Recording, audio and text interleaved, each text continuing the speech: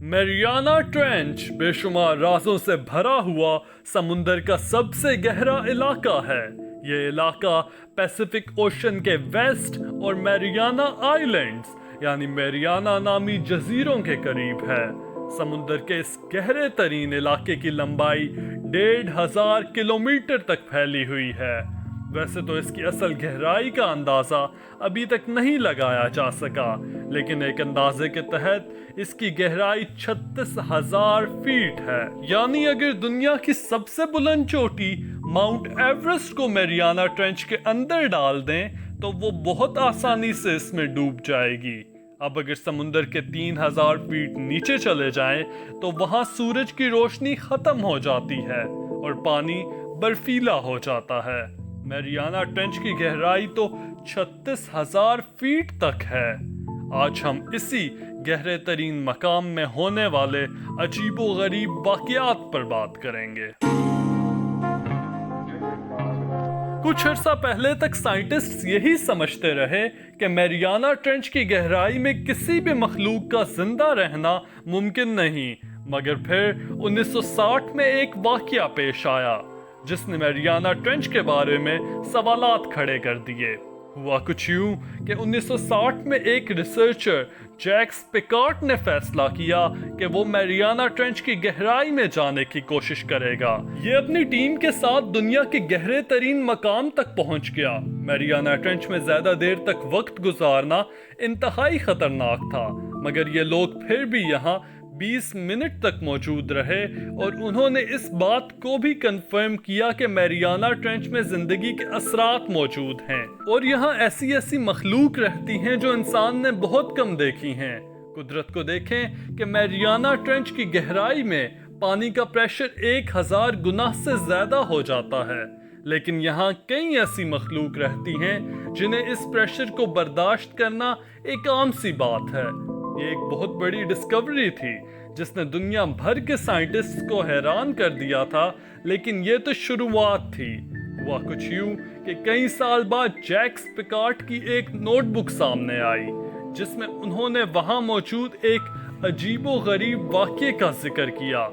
इसमें लिखा था कि ये लोग जब मैरियाना ट्रेंच की गहराई में पहुंचे तो उन्हें एक चमकती गोल सी चीज नजर आई जो उन्हें घूर रही थी। देखते ही देखते वो आंखों से ओझल हो गई। आज तक ये नहीं पता लगाया जा सका कि दरअसल वो चीज क्या थी। 1985 में एक और पुरस्कार वाक़या पेश आया। एक अमेरिकन शिप जिसका नाम ग्रोमार्क चैलेंजर था, इस शिप ने मैरियाना ट्रेंच की तरफ एक हेजहॉग डिवाइस भेजी। इस डिवाइस को शिप में मौजूद कंप्यूटर्स के जरिए मॉनिटर किया जा रहा था। अचानक शिप में मौजूद क्रू को डिवाइस के आसपास इंतहाई अजीब आवाजें आने लगीं और फिर किसी चीज ने इंतहाई ताकत से इसे नीचे की तरफ खींचना शुरू कर दिया।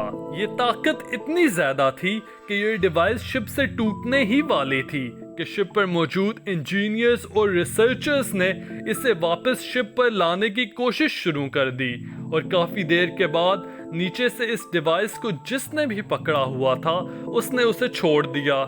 जब ये डिवाइस ऊपर आई तो सब हैरान रह गए कि इसके ऊपर किसी मॉन्स्टर जैसी चीज के दांतों के निशान मौजूद थे।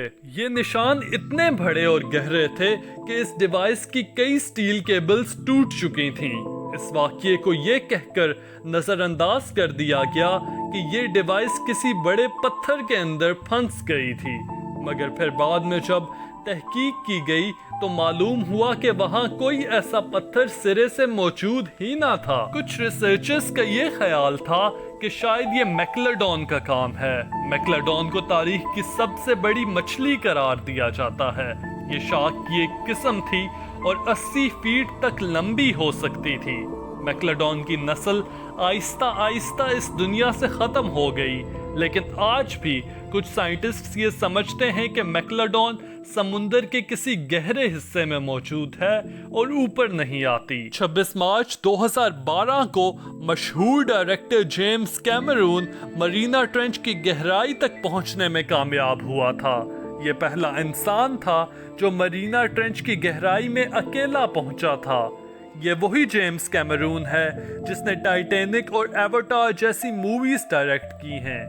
James Cameron deep sea diving میں ماہر ہے اور مرینا ٹرنچ کی گہرائی میں پہنچنا اس کا ایک خواب تھا۔ اب جب امریکی نیوی کے retired commander Victor Vescovo TSSV pressure نامی جہاز کے ذریعے اپنی ٹیم کے ساتھ اس مقام پر پہنچے تو ان کے ساتھ دورانہ انصاری نامی پاکستانی خاتون بھی تھیں۔ یہ پہلا موقع تھا جب کوئی خاتون اس مقام پر جا رہی تھیں۔ اس تاریخی سفر کے بعد جہاز پر موجود ٹیم نے پاکستانی جھنڈے پر اپنے پیغامات لکھے اور اسے اعزاز بخشا۔ اس پراسرار مقام کے مزید رازوں سے آنے والے وقت میں شاید پردہ اٹھ سکے۔ ایسی مزید ویڈیوز کے لیے چینل کو سبسکرائب کرنا مت بھولیے گا۔ You're watching دیکھو سنو سمجھو YouTube channel. Until the next time, Allah Hafiz.